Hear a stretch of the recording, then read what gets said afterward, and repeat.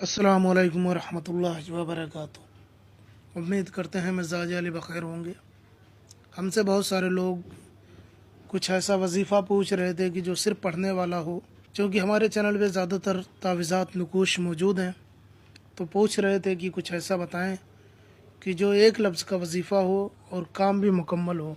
तो आज हम आपके लिए मोहब्बत का एक ऐसा वजीफ़ा लेकर हाज़िर हुए जो सिर्फ़ अस्सा के ज़रिए से कामयाब हो जाता है।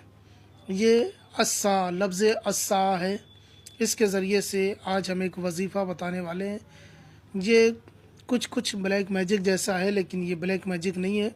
ये करने का तरीका इसका ऐसे ही है। अस्सा का वजीफ़ा आपको बताना चाहता हूँ इस वीडियो में, इसलिए वीडियो आखिर तक देखिएगा। अगर आप किसी से मोहब्बत करते हैं, अगर आप किसी को चाहते हैं, किसी को पसंद करते हैं और आपने हज़ारों तावीज़ात कर लिए और उस बंदे खुदा पे कोई भी असर नहीं हो रहा, पत्थर दिल इंसान पे कुछ भी असर नहीं हो रहा है और आप परेशान हो चुके हैं, तो अब परेशान होने की ज़रूरत नहीं है। अब हम आपको एक ऐसा वजीफ़ा बताएंगे कि जिसको अगर आपने कर दिया तो यकीन जानिए कि जिसके लिए करेंगे वो आपकी मोहब्बत में पूरी तरीके से दीवाना हो जाएगा। वीडियो आखिर तक देखिएगा। इस अमल की इजाज़त के लिए वीडियो का पूरा देखना ज़रूरी है। अगर आप वीडियो पूरा देखते हैं तो यकीन जानिए किसी और अमल की ज़रूरत नहीं पड़ेगी। ये आपका महबूब पूरी तरीके से आपका हो जाएगा। आपको इसमें कुछ नहीं करना है, आपको 3 चीज़ें करनी है। सबसे पहला ये कि आपको एक पुतला बनाना है। पुतला आप मिट्टी का बना लें, मिट्टी का पुतला बना लें। मिट्टी सान करके एक पुतला बना लें, जैसे बन सकता हो आपसे। कोशिश करें कि इस तरीके से एक पुतला बनाएं जिसका एक धड़ हो, हाथ हो, 2 हाथ हो। इस तरीके से हाथ निकाल दें आप। ऐसे ही लगाना ज़रूरी नहीं है, बस अपने हिसाब से आप एक पुतले की शक्ल दे दें, या आप अपने महबूब की पुतले की शक्ल सोच करके बनाएं। जैसे आपका महबूब उसी तरीके का पुतला बनाएं। वैसे तो शक्ल इसमें उभर के नहीं आएगी, लेकिन ये तस्वुर करते हुए बनाएं कि ये आप अपने महबूब का पुतला बना रहे हैं। इस तरीके से हाथ, गर्दन, मुंह, नाक वगैरह जितना हो सके आप बना लें। एक पुतला बना लें गीली मिट्टी का। इस तरीके से गीली मिट्टी का पुतला बना के आप रख लें। उसके बाद में आपको 2 सुइयाँ ले लेनी है। सुइयाँ छोटी हो, बड़ी हो, नुकीली होनी चाहिए। वो चाहे सिलाई करने वाली इस तरीके की हो या मशीन से सिलाई करने वाली सुई हो। दो कोई सुई ले लेना है आपको, 2 सुइयाँ हासिल कर लेनी है। और उसके बाद में ये वजीफ़ा पढ़ना है। ये वजीफ़ा किसी भी दिन पढ़ सकते हैं, किसी भी टाइम पढ़ सकते हैं। इसके लिए कोई ख़ास टाइम नहीं है, जब आप पढ़ना चाहें पढ़ सकते हैं। इसके लिए ख़ास मौका नहीं देखना है कि दिन है कि रात है। जब आपको वक्त मिले आप पुतला बना लें पहले, उसके बाद में 2 सुइयाँ ले लें और उसके बाद वजीफ़ा पढ़ना है। बैठ करके पुतला सामने रखना है और वजीफ़ा पढ़ना है। वो सारी चीज़ें मैं आपको डिटेल में बताऊंगा। इसमें तहारत और नजासत का भी कोई मसला नहीं है। आप चाहे पाक साफ रहें या ना पाक रहें, दोनों सूरतों में कर सकते हैं। इसे मर्द भी कर सकता है, औरत भी कर सकती है, कोई किसी के लिए भी कर सकता है। और ये 110% काम करता है। करना क्या है, आपको पुतला बनाना है, 2 सुइयाँ लेनी है। उसके बाद आपको दोनों सुइयों को अपनी हथेली पे रखना है।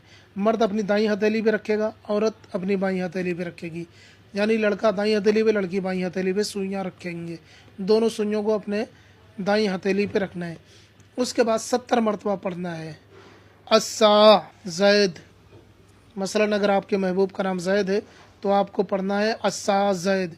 और अगर उसकी माँ का नाम पता है तो बिनते लगा करके, अगर लड़का है तो बिन लगा करके, लड़की है तो बिनते लगा करके उसकी माँ का नाम ले के कहेंगे। जैसे जैद की माँ का नाम रूबी है तो आप कहेंगे अस्सा जैद बिन रूबी, अस्सा जैद बिन रूबी। और अगर लड़की है तो कहेंगे अस्सा मसलन लड़की का नाम यास्मीन है तो कहेंगे अस्सा यास्मीन बिनते रूबी। ठीक है, अस्सा यास्मीन बिनते रूबी। लड़के के नाम के बाद बिन बोलेंगे, लड़की के नाम के बाद बिनते बोलेंगे। और उसके बाद में उसकी माँ का नाम लेंगे। पहले जिसके लिए करना है उसका नाम, उसके बाद में अगर वो लड़का है तो बिन बोल करके उसकी माँ का नाम लेंगे, लड़की है तो बिनते बोल करके उसकी माँ का नाम लेंगे। और अगर आप माँ का नाम नहीं जानते तो कोई बात नहीं है, आपको सिर्फ उसी का नाम लेना, अस्सा जैद यासा यास्मीन। 70 मरतबा पढ़ना है।